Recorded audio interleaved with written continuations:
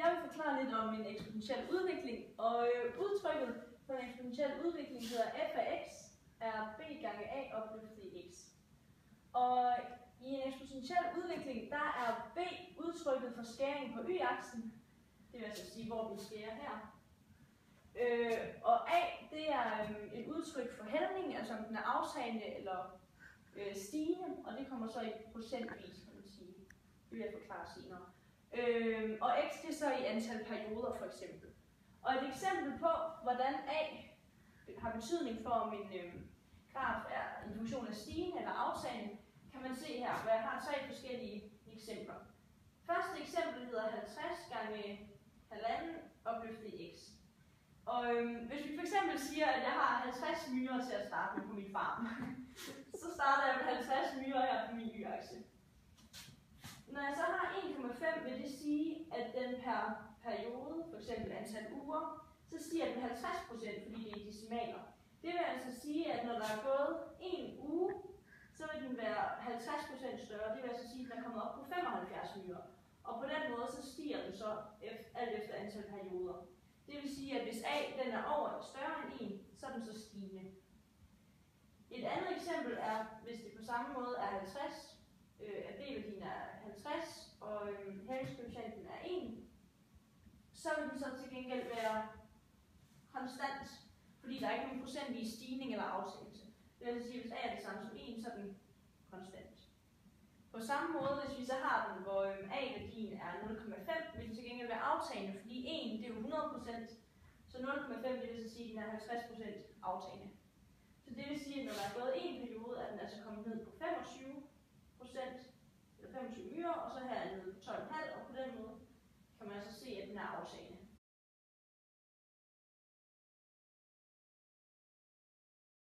For at beskrive fremskrivningsfaktoren a her, så kan man gøre det ud fra 2 punkter. Det vil altså sige, at hvis man bruger det her udtryk, og har den første, hvor man har en y1-værdi, som man sætter lige med b gange a opløftet i x1, fordi det er det første punkt, og så har et andet punkt, der altså er y2 gange b gange a, som så også er opløftet i x2, fordi det jo så er det andet punkt. For så at kunne isolere a, kan man trække de her 2 ligninger fra hinanden, opløftet i x1. Nu kan vi jo så grundet de sådan normale regneregler, kan vi trække b fra hinanden, fordi den står i dividere og gange. Det vil sige, at b'erne går ud med hinanden.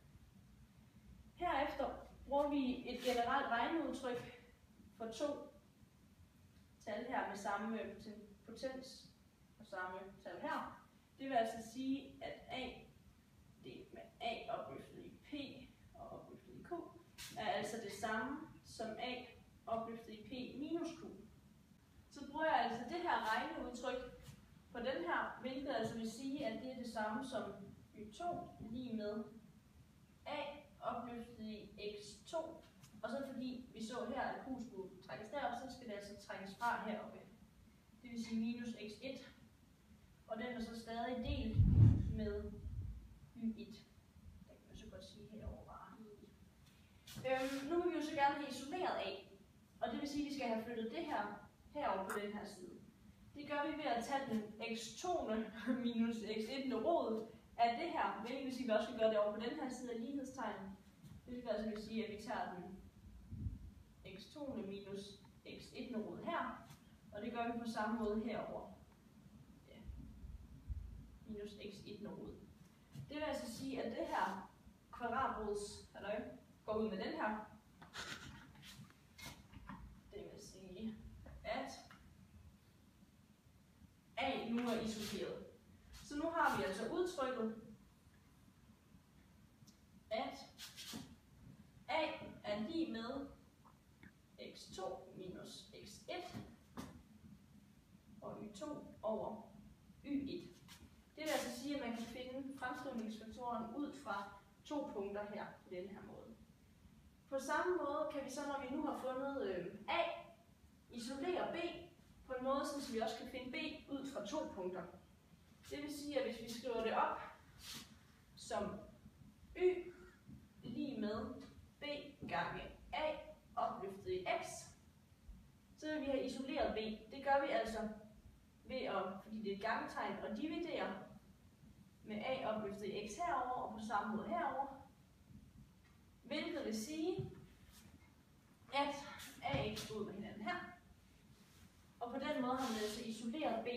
Og a kender vi jo fra det her udtryk, så på den måde kan man altså finde b ud fra punkter. Ud fra 2 punkter. Nu vil jeg lige forklare, hvad der sker, når x stiger med k i en eksponentiel funktion. Og en eksponentiel funktion hedder jo f af x er lige med b gange a opløftet x. Men hvis vi skal vise, hvad der sker med y, når x stiger med k, så hedder udtrykket, at y gange a opløftet i k er lige med b gange a opløftet i x plus k.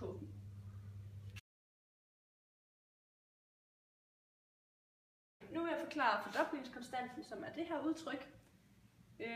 Og det vil jeg altså gøre for en eksponentiel funktion. En fordoblingskonstant, det er et sted, hvor man har for eksempel her, så går man fra, hvor y-værdien er fordoblet, det vil altså sige cirka her. Så sætter vi det her som et punkt, og det her som punkt 2. Det vil altså sige, at det her, det er x1, og til det hører der selvfølgelig et y1-koordinat. På samme måde er det her altså x2. Og da y jo er fordoblet herfra hertil, vil det altså sige, at det her punkt, som jo er kaldet y2, altså er lige med 2 gange y1, da det er det dobbelte. Det her afstand, det vil altså sige, at det er fordoblingskonstanten, som altså er den her afstand, hvilket vil sige x2 minus x1. For ud fra de her informationer at forklare, hvad det her altså er på denne her måde, trækker jeg de 2 punkter fra hinanden, kan man kalde det. At de 2 b'er går ud med hinanden, hvilket vil sige, at vi har 2 gange x2 delt med y1 lige med b gange a x1. Her kan vi så på samme måde sige, at de 2 y'er jo går ud med hinanden, så dem kan vi sådan set slette. Nu har jeg skrevet et b der. Det skulle heller ikke være der. Sådan her. Nu vil jeg så bruge en potensregneregel for at få fjernet det her. Den potensregneregel er, at a i p delt med a i q er lige med a opløftet i p minus q. Og på samme måde vil det altså sige, jeg skriver det her nu, at 2 er lige med ax2 minus ax1. Nu kender jeg jo så selvfølgelig udtrykket her fra før, at x2 minus x1, det er det samme som fordoblingskonstanten. Det vil altså sige, at jeg på den her plads kan skrive T2.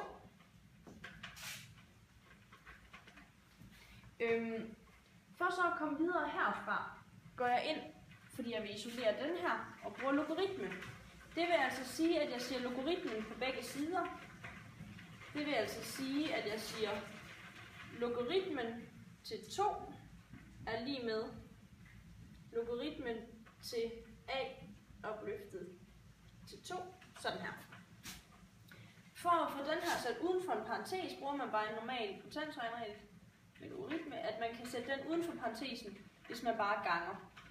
Det vil altså sige, at det er det samme som logaritmen til 2 er lige med T2 gange logaritmen til a.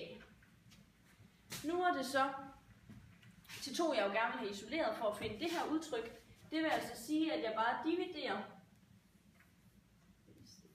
med logaritmen til a herover og på samme måde med logaritmen til a herover. Med logaritmen til a.